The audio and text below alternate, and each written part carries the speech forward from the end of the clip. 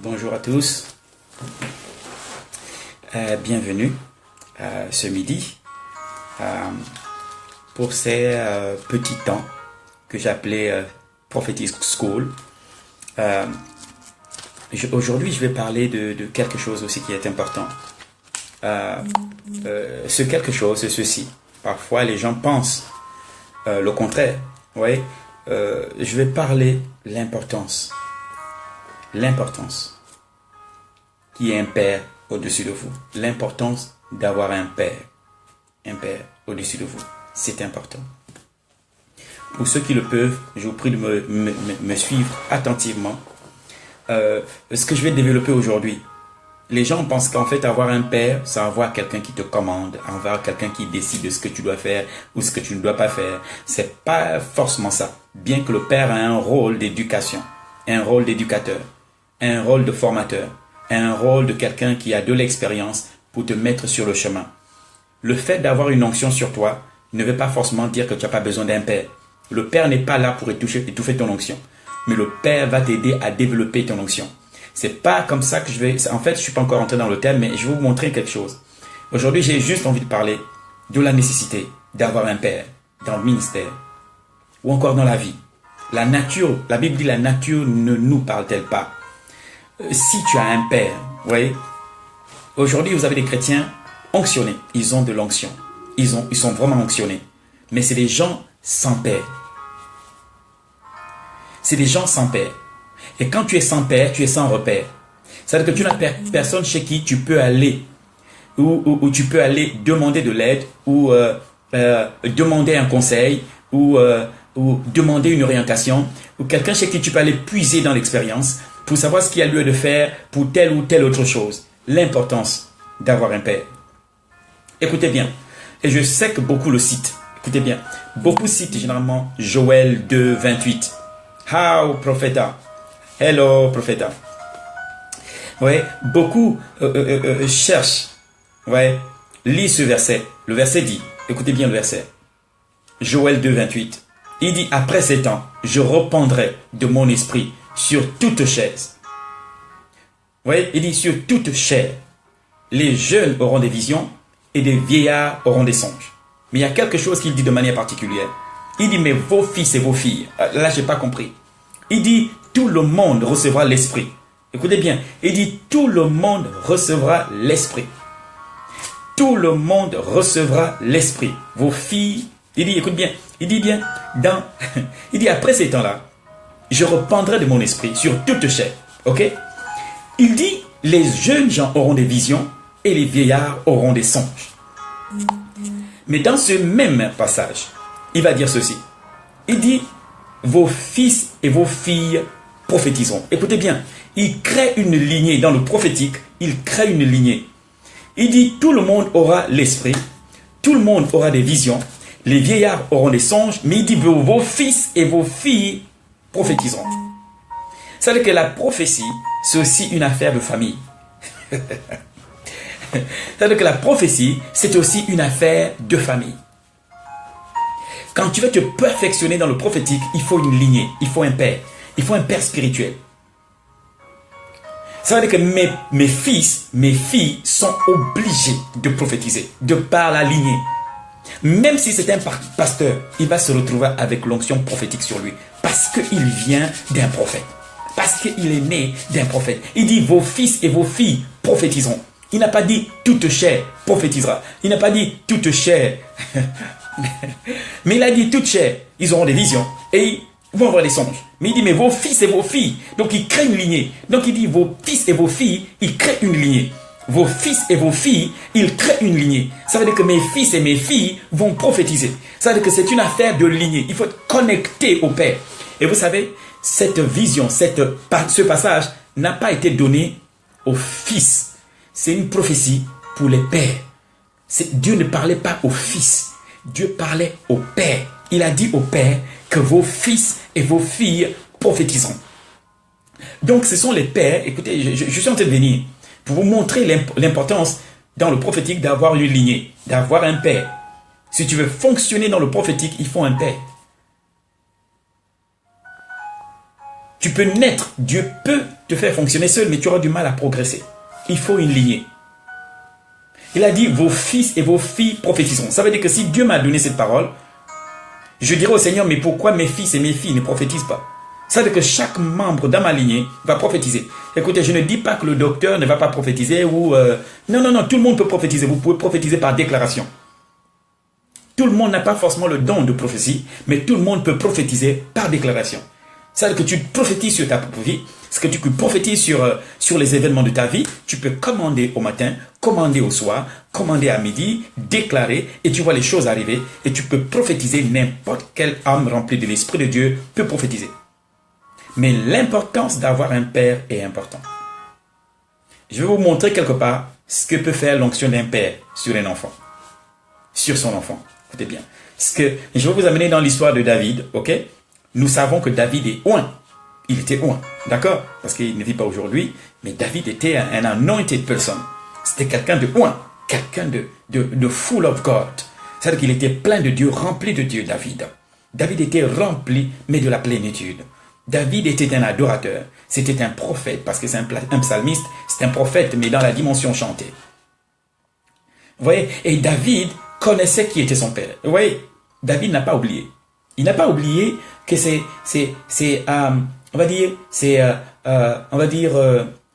Samuel qui a oint David. Donc David a l'onction royale. David entend Dieu. David communique avec Dieu. David a aussi deux autres prophètes à côté de lui. Donc David a Nathan et David a Gad. Mais il y a un prophète majeur appelé Samuel. Donc il y a trois prophètes autour de David. Écoutez. Donc David a un prophète autour de lui appelé Nathan. David a un autre prophète autour de lui appelé Gad le voyant. Donc lui il voyait Gad. Et puis David dans la même... Il y a un majeur en Israël appelé Samuel. Donc quand David a eu... Parce que ce n'est pas Nathan qui a oint David. Ce n'est pas Gad qui a oint David. Cependant c'est des collaborateurs dans son ministère. Des gens qui peuvent voir pour l'amener à accomplir correctement sa destinée. Samuel n'habitait pas dans le palais de David. Non, Samuel habitait chez lui. Donc David prenait les décisions seul, avec l'aide de Dieu bien sûr, pour gérer la cité. Mais maintenant, regardez bien. Pour ceux qui ont des Bibles, je vous conseille de prendre vos Bibles. Je vous conseille vraiment de prendre vos Bibles. Prenez vos Bibles. Allons dans 1 Samuel 20. Je ne vais pas mettre du temps. Mais je vais vous montrer l'importance de l'onction d'un père dans le prophétique.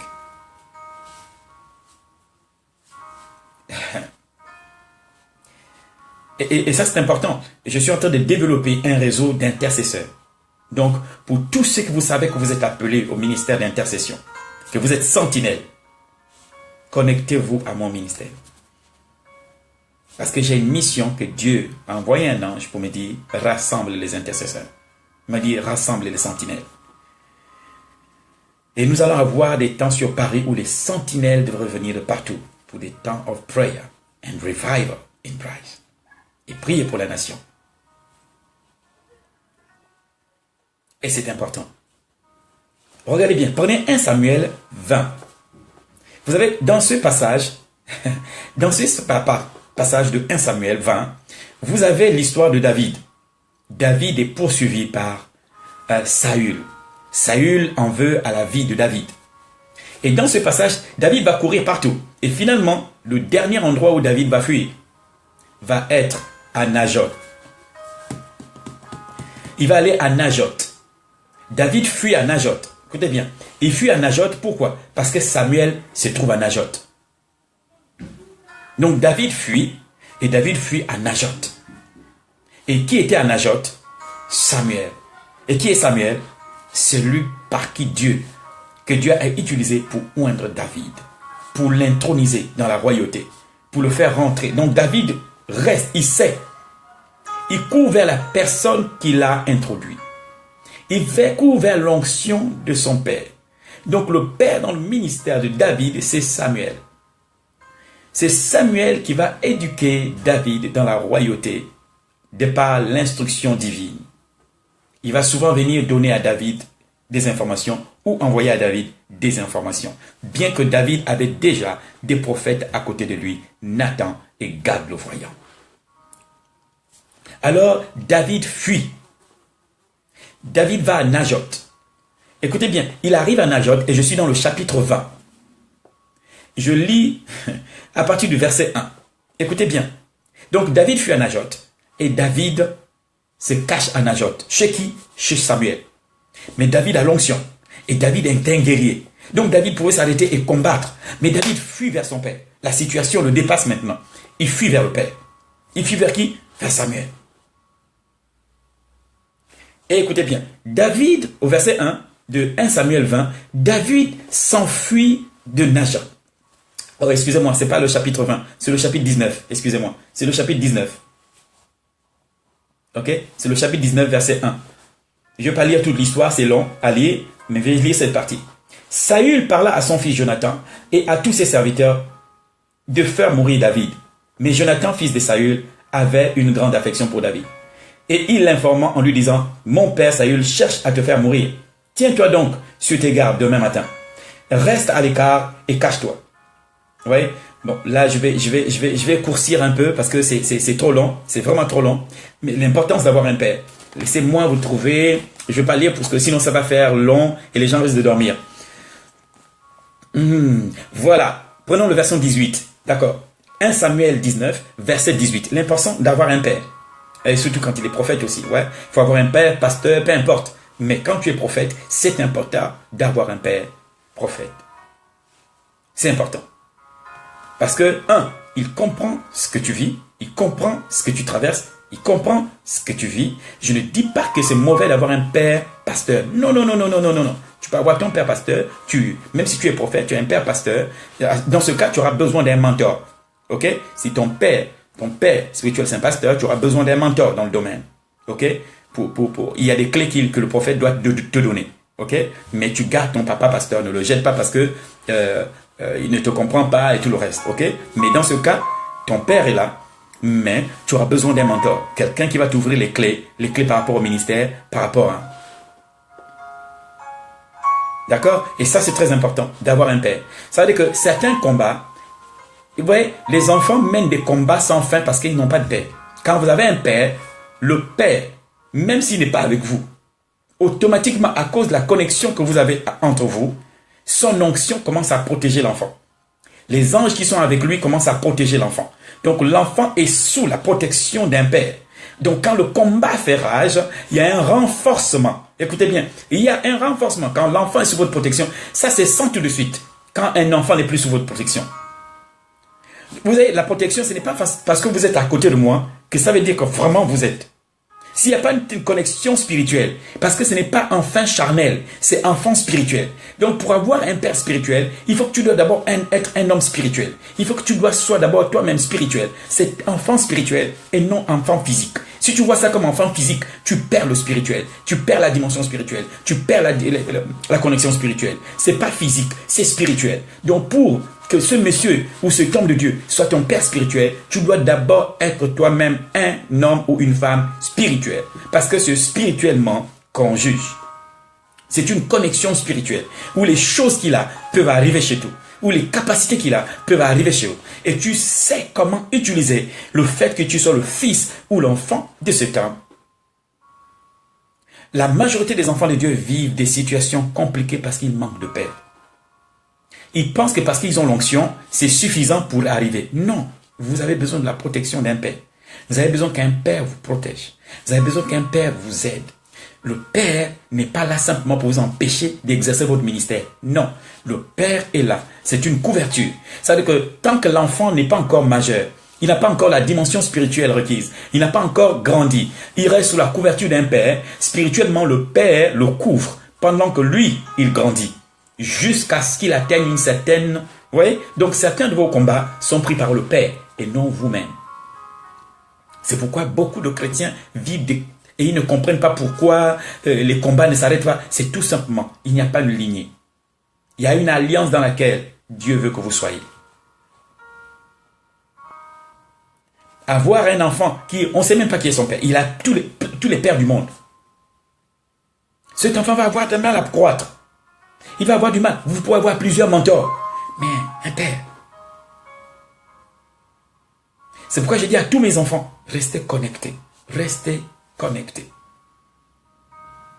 Je ne peux ne pas avoir tout ce que le monde peut présenter. Mais il y a une onction que les enfants peuvent bénéficier. Et il y a une protection divine que les enfants peuvent bénéficier. Ok? Il y a une grâce qui est dans la lignée que les enfants peuvent... Dieu, c'est un Dieu, comme a dit un ami hier. C'est un Dieu générationnel. La bénédiction qui est sur le Père descend, elle va jusque sur les enfants. C'est pourquoi les Juifs peuvent dire le Dieu d'Abraham. Parce qu'en fait, ils sollicitent le Dieu qui a fait alliance avec Abraham. Ils veulent jouir de la grâce que Dieu a mise sur Abraham, Isaac et Jacob. Et ça fonctionne. Et aujourd'hui, les enfants d'Israël, les enfants dans l'église, waouh, chacun fait comme il veut. Il n'a pas de père, il n'a pas de mère, il n'a pas de mère. Mais tu n'es connecté à aucune grâce. Et tes combats sont sans fin. Pas parce que Dieu ne t'entend pas. C'est parce qu'en fait, tu es quelqu'un qui ne fonctionne pas dans une alliance d'un père. Dans l'alliance d'un père. Il te faut un père. Il faut que tu te connectes. Si pendant que tu me regardes, tu crois que je suis ton père, reste connecté. Si tu as déjà un père, reste connecté.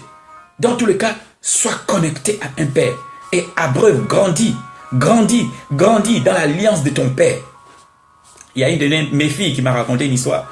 Elle dit qu'elle vivait des temps difficiles en France. Et puis, tout d'un coup, elle a dit, bon, ben, je suis le Dieu voilà, du professeur Sten Okumba.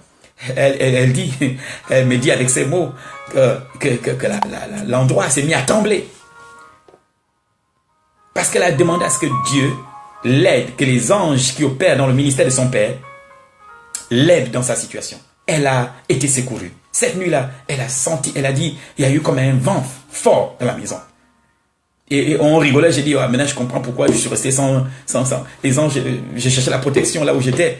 Mais on a rigolé. Mais elle savait faire fonctionner l'alliance d'un père. Maintenant, regardez, laissez-moi lire et vous allez suivre. Je suis dans 1 Samuel 19, verset 18. C'est ainsi que David prit la fuite. Et puis s'échapper. Il se rendit vers Samuel à Rama. Écoutez, c'était pas Najot, c'est Rama. Il se rendit vers Samuel à Rama et lui raconta tout ce que Saül lui avait fait. Puis il allait avec Samuel à habiter à Najot. Voilà. Donc, c'est d'abord Rama et ensuite avec Samuel, ils sont allés à Najot. Maintenant, écoutez. On le rapportait à Samuel en disant, David se trouve à Najot, près de Rama. Saül envoya des hommes arrêter David. Ils virent une assemblée. Écoutez bien. Donc, Samuel a envoyé des gens pour détuer David. Et David est où? Chez son père spirituel. Qui est Samuel? David a fui. Il a quitté, il était allé à Najot, à Rama. Et de Rama, les deux sont allés à Najot. Et là, Saül va envoyer une armée. Saül envoie une armée, ok, pour arrêter et pour nuire à la vie de David. Écoutez bien. Donc, les soldats, quand ils arrivent, qu'est-ce qu'ils ont vu? Il dit, laissez-moi apprendre. Ouais. Saül, au verset 20, Saül envoya des hommes arrêter David. Ils virent une assemblée de prophètes en train de prophétiser avec Samuel à leur tête. Donc, écoutez bien, écoutez comment est le combat. Cette fois-ci, en face d'eux, il y a des guerriers, il y a des soldats, des gens armés que Saül a envoyés. Et qui fait face aux soldats? Une troupe de prophètes. Ça, c'est trop. Des prophètes. Donc, tout d'un coup, il y a une troupe de prophètes avec Samuel à leur tête. Donc, il y avait plein de prophètes avec Samuel à leur tête. Ils faisaient face à l'armée. Mais regardez comment est le combat. Suivez. Avec Samuel, l'Esprit de Dieu reposa sur les envoyés de Saül. Et ils se mirent eux aussi à prophétiser. Donc voici les soldats. Voici les soldats aussi qui se mettent à prophétiser. Donc Saül envoie des soldats. Ils arrivent, ils trouvent. Donc David est où? Caché derrière Samuel. Et devant Saül, devant les envoyés de Saül, devant les soldats, il y a Samuel debout. Et il y a les prophètes debout. Donc vous avez les soldats de Saül face aux prophètes. Donc c'est maintenant les armes des soldats contre l'onction prophétique. Mighty God. Mighty God. David savait que la sécurité, c'était un homme de guerre. Il pouvait combattre et vaincre. Mais là c'était trop. Ça avait déjà trop dépassé. Il a couru chez Samuel. Il arrive chez Samuel. Il se cache chez Samuel. Et Samuel sort à la rencontre des ennemis. Samuel sort à la rencontre des ennemis de David. Et qui se tient devant les soldats? C'est Samuel et une troupe de prophètes. Ça veut dire que l'onction prophétique contre les armes des soldats. Mighty God. Quelqu'un dit Amen ici. Quelqu'un dit Amen ici. Oh, l'onction prophétique, l'onction prophétique, l'onction prophétique. The prophetic anointing, the prophetic anointing. Écoutez ceci. L'Esprit de Dieu reposa sur les envoyés de salut. Et ils se mirent eux aussi à prophétiser. Verset 21. On le rapporta à Saül, qui envoya d'autres hommes. Et eux aussi se mirent à prophétiser. Il envoya encore pour la troisième fois. Et ils se mirent également à prophétiser. Donc, tout ce que Saül envoyait, prophétisait. Et c'est comme ça que tes ennemis, quand tu auras un père, lorsque tes ennemis te poursuivent, ils vont se retrouver en train de prophétiser pour toi. Ils sont en train de prophétiser pour toi. Tous tes ennemis sont obligés, au lieu de maudire, ils vont prophétiser sur ta vie. Pourquoi? Parce que tu es caché derrière l'onction prophétique. L'onction prophétique, c'est une onction terrible et dangereuse. On ne s'amuse pas avec l'onction prophétique. Oh, lorsque ton père, c'est un prophète, il peut être un pasteur, mais je parle parce que les enfants qui sont connectés, ils sont prophétiques. Ils aspirent au ministère prophétique. C'est pourquoi je parle de l'onction prophétique. Je ne saurais pas parler de l'onction pastorale ou l'onction d'évangéliste. Mais je sais ce que c'est lorsque tu as un père prophète. La protection divine est activée. C'est-à-dire que les anges qui œuvraient avec Samuel sont en mouvement. Les anges qui œuvraient avec Samuel sont en mouvement. En mouvement pour qui? Parce qu'un fils est en danger. Parce que l'enfant de Samuel est en danger. Le fils spirituel de Samuel est en danger. Alors qu'est-ce qui se passe?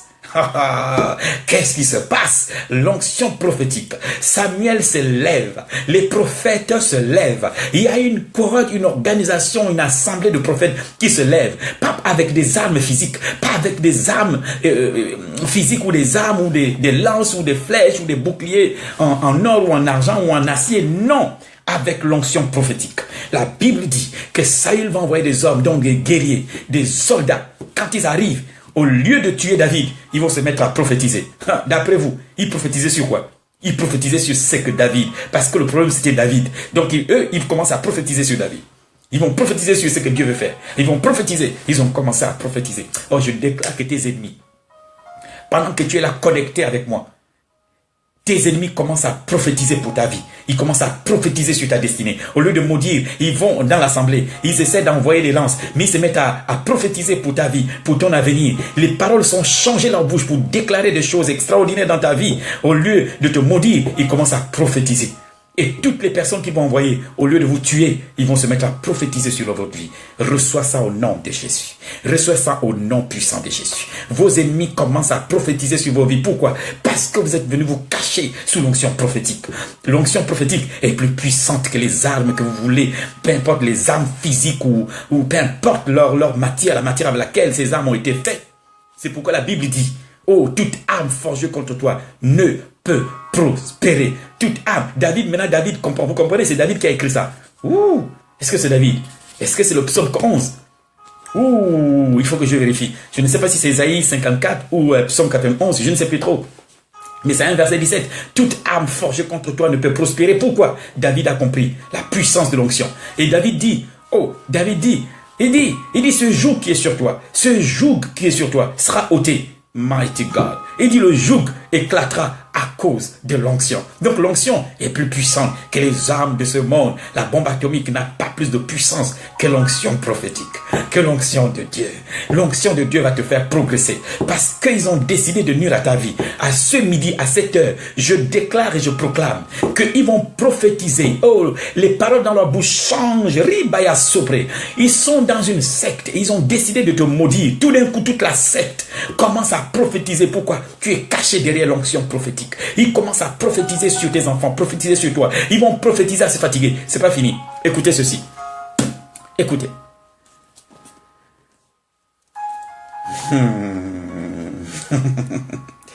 Waouh.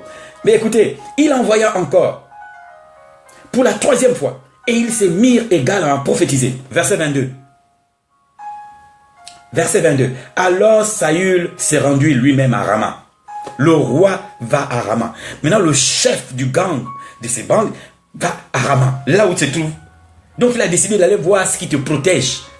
Il est décidé d'aller voir, mais qu'est-ce qui se passe? Il veut aller voir, mais qu'est-ce qui ne va pas? Depuis que j'envoie des hommes, qu'est-ce qui ne va pas? C'est difficile. Si tu as plusieurs pères, fais attention. Il faut un père. Pour jouir des bénédictions d'un père, il faut rester connecté. Merci beaucoup. Merci, c'est Ésaïe 57, 17. Très bien. Et c'est un prophète qui dit ça, c'est Ésaïe 54, 17. Toute arme forgée contre toi ne peut prospérer. Merci beaucoup pour la précision. Merci beaucoup. Vous voyez, et ça c'est important. Maintenant écoutez, verset 22. Alors Saül s'est rendu lui-même à Rama. Voici le roi lui-même va à Rama. Arrivé à la grande citerne qui se trouve à ses coups, il demanda, où sont Samuel et David? Écoutez bien, on lui dit, ils sont à Najoth, près de Rama. Verset 23. Il prit alors la direction de Najoth, près de Rama. L'Esprit de Dieu reposa aussi sur lui. Et Saül continua son chemin en prophétisant. Voici Saül qui vient pour tuer David. Mais il commence à prophétiser d'esprit en chemin. Au lieu de venir, il vient pour maudire. Il vient pour maudire et nuire à la vie de David. Mais il commence à prophétiser depuis le chemin. Il prit alors la direction de Najoth, près de Rama. L'Esprit de Dieu tomba aussi sur lui. Et Saül continua son chemin en prophétisant jusqu'à son arrivée à Najoth, près de Rama. Il retira ses vêtements et prophétisa aussi devant Samuel. Il se jeta nu par terre et resta ainsi tout ce jour-là et toute la nuit. Voilà. Voilà. C'est too much. Samuel, c'est que les prophètes sont debout. L'armée de David, de Samuel, est sous onction prophétique. Ils sont venus pour maudire et pour tuer. Les voilà en train de prophétiser. Non, ça c'est une bénédiction qui va suivre mes enfants. Tous mes enfants qui sont connectés, je vous te dis, parce que Dieu m'a mis à cœur de donner ce passage. Tous ceux qui sont connectés à ma vie, à mon ministère, à cette onction comme enfant, je vous dis la franche vérité ce midi. À cette heure, vos ennemis commencent à prophétiser pour votre vie. Ils vont se retrouver dans le but de vous maudire et vous détruire. Ils ne vont pas comprendre parce que l'Esprit de Dieu va descendre sur des gens même qui n'ont pas d'appel. Parce que les soldats de Saül, ils n'ont pas d'appel, pas de ministère, ils n'ont pas l'Esprit de Dieu en eux. Mais l'onction est tombée sur eux. Ils se sont mis à prophétiser pour David et Samuel, mighty God. D'après vous, vous savez ce qu'ils étaient en train de dire? David doit devenir roi. David doit devenir roi. Pourtant, ils sont venus pour empêcher David d'être roi. Mais ils vont commencer, David va devenir roi. Et David doit devenir roi. Nous prophétisons que David était roi. C'est le roi d'Israël. Il n'y a pas un autre roi que lui. Saül est déchu. Mais le roi, tous ceux qui ont pris ta place, tous ceux qui ont pris ta place, qui sont assis sur ta gloire et ta royauté, aujourd'hui, ils vont prophétiser, y compris leurs armées, y compris les personnes qui travaillent avec eux, y compris les guerriers qui sont avec eux. Parce que tu es caché avec Samuel, caché derrière une onction prophétique, ils vont se retrouver en train de prophétiser sur ta vie que la royauté c'est à toi et personne d'autre ne doit prendre la royauté. Je déclare à cette heure pour mes enfants, in the name of Jesus. Et si toi tu es connecté, même si tu n'es pas mon enfant, reçois in Jesus name. À ce moment même, l'onction prophétique descend sur chacun d'entre vous. In the mighty name of Jesus. In the mighty name of Jesus. Mes enfants ne pourront pas rester stagnés. Ils ne peuvent pas stagner dans la vie. Ils ne peuvent pas s'arrêter dans la vie. Mes enfants, c'est la progression. Pourquoi? À cause de l'onction prophétique. Because of the prophetic anointing. Vous ne pouvez pas ne pas avancer. Pourquoi? Vous avancez, pas parce que vous êtes connecté charnellement, mais parce que spirituellement vous êtes connecté. Et l'onction prophétique tombe sur vos ennemis. Ils commencent à parler de votre destinée. Ils parlent des choses mystérieuses à votre place. C'est maintenant eux qui décrètent que vous devez aller vous asseoir en haut et non en bas. C'est maintenant, ce n'est plus vous qui confessez que je serai en haut et non en bas. C'est maintenant eux, dans leur propre bouche, que Dieu déclare que tu seras en haut et non en bas. Karabo Saprali.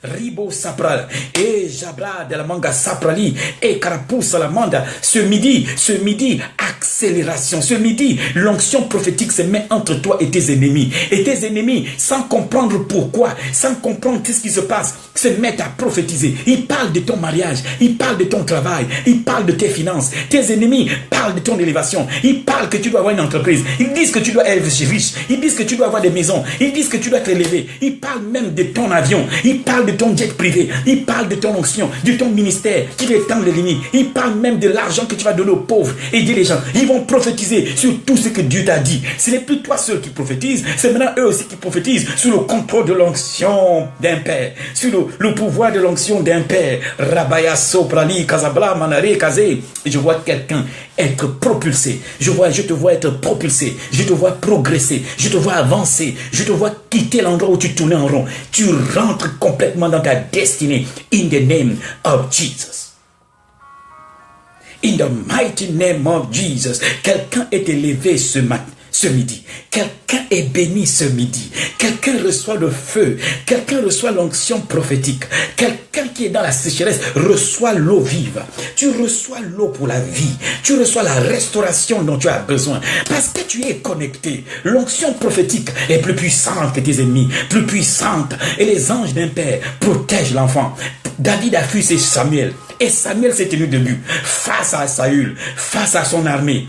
Et l'onction prophétique est descendue sur les soldats. Les soldats se sont mis à prophétiser que Saül ne doit pas être roi, que c'est David qui doit être roi. Oh, je prophétise que tes ennemis vont déclarer, ils vont dire que ce n'est pas, c'est à toi, cette place-là, cette place d'emploi, c'est à toi, que ce règne-là, c'est toi qui dois être là. Même s'ils ont été chassés, depuis longtemps, ils ont chassé David. Pendant 20 ans, ils ont chassé David. Pendant 20 ans, Saül a poursuivi David. Mais quand David a fui chez Samuel, quelque chose a changé. La prophétie change la dispensation de la grâce de Dieu et change les temps et les circonstances. Eux-mêmes, ils ont décidé et ils ont prophétisé sous l'action de l'onction d'un père. Ils sont mis à prophétiser en ta faveur, in Jesus' name. Je déclare que ton mariage est restauré. Je déclare à nouveau que ton mari qui était parti depuis longtemps revient dans le nom de Jésus. Je crée une connexion de cœur entre toi et ton mari. Maintenant, vous vous regardez. Vous avez, les cœurs s'envolent comme ça. Les cœurs s'envolent comme ça. L'amour est restauré dans ton cœur et dans le cœur de ton mari. In the name of Jesus.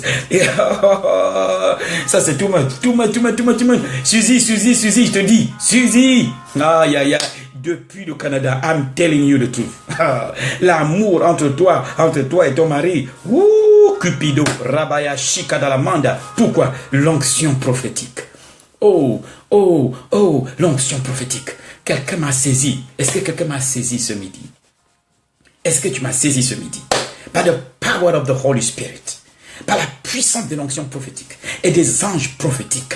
Oh, tu es agité, tu es bousculé, pourquoi? Parce que c'est pas parce que Dieu veut te faire du mal, c'est parce qu'il veut te déraciner de cet endroit où tu es resté longtemps. La progression, in Jesus' name. In the name of Jesus Christ. In the mighty name of Jesus Christ. In the glorious name of Jesus Christ. L'importance d'avoir un père.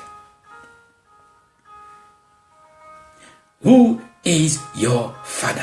C'est là que je te regarde et je te pose la question. Qui est ton père? Parce que il y a une grâce sur la lignée. Si tu n'as pas de père, tu n'es connecté à aucune bénédiction.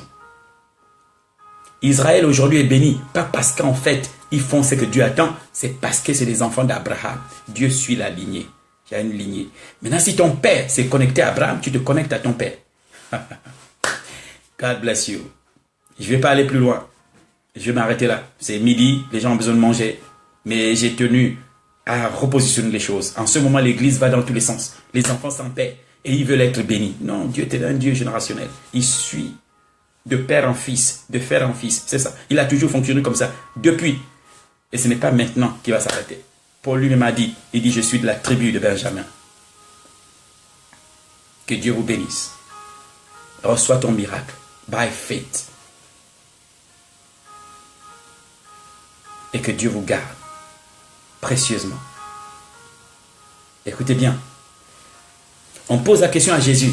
On pose la question au Seigneur. On dit au Seigneur. On pose la question à Jésus. On demande à Jésus. Qui t'a donné le pouvoir de faire les miracles? Et lui, il leur pose une question. Il dit le baptême de Jean. Il venait de Dieu ou des hommes? Ah, pourquoi il pose la question sur le baptême de Jean? Il aurait pu dire que c'est le Père qui m'a donné le droit. Il aurait pu dire que je viens de Dieu. Donc je suis venu pour... Pourquoi il se réfère à Jean-Baptiste? Pourquoi il se réfère à Jean-Baptiste? Oh là là là là. Pourquoi Jésus se réfère à Jean-Baptiste? Il aurait pu dire non, c'est de Dieu que je reçois le pouvoir. Il aurait pu dire c'est du Seigneur que j'ai reçu. L'Esprit de l'Éternel est sur moi. On lui dit qui t'a donné le pouvoir?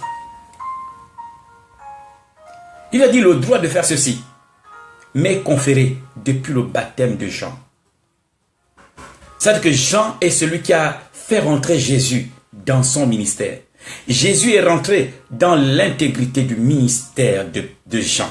Jean était connu. Jean était connu en Israël comme un prophète. Donc, c'est Jean qui a crédibilisé le ministère de Jésus. Oh, c'est pourquoi Jésus a dit, il est mieux, il est préférable que nous fassions ce qui est juste. Et il s'est laissé baptiser par Jean. Pourquoi? Quand il sort de là, il rentre d'abord dans le ministère de Jean. Et ensuite, il rentre dans sa propre dimension. L'importance d'avoir un père. Dieu a utilisé le ministère de Jean-Baptiste parce que c'est lui qui devait préparer le chemin et le Père prépare le chemin aussi pour les enfants. C'est le Père qui fait de la place pour les enfants, pour que les enfants puissent entrer. As-tu un père? Tu dis que tu es prophète ou tu es prophétesse. Qui est ton père? Si tu n'as pas de père, tu vas lutter tout seul. Tes combats, tu vas les combattre seul. Mais quand tu as une lignée, quand tu as un père, il y a une grâce dans la lignée. Il dit vos fils et vos filles prophétiseront. Il n'a pas dit tout le monde. Il a dit vos fils et vos filles prophétiseront. Donc ça veut dire qu'il y a un problème, il y a un lien, il y a une grâce qui va sur les générations. Il dit vos fils et vos filles prophétiseront.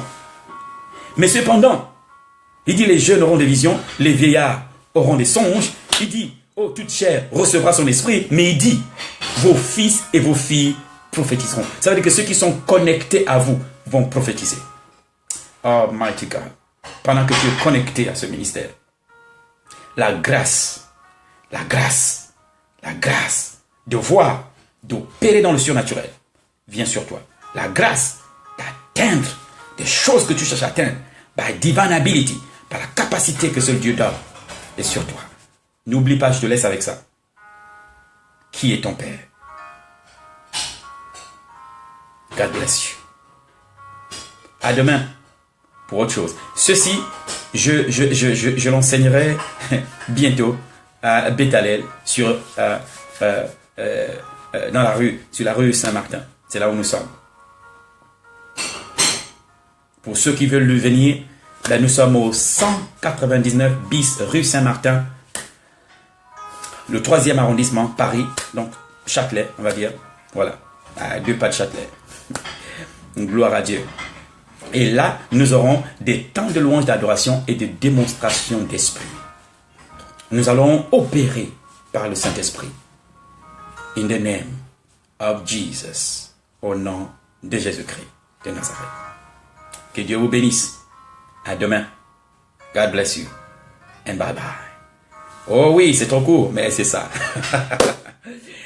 Et parce que chaque jour je reviens, donc je ne peux pas prendre parce qu'il fait midi. Donc je ne pourrais pas prendre tout un long, mais je vous laisse avec ça. Reçois simplement ton miracle et progresse. Reste connecté à un Père et tu verras la main de Dieu.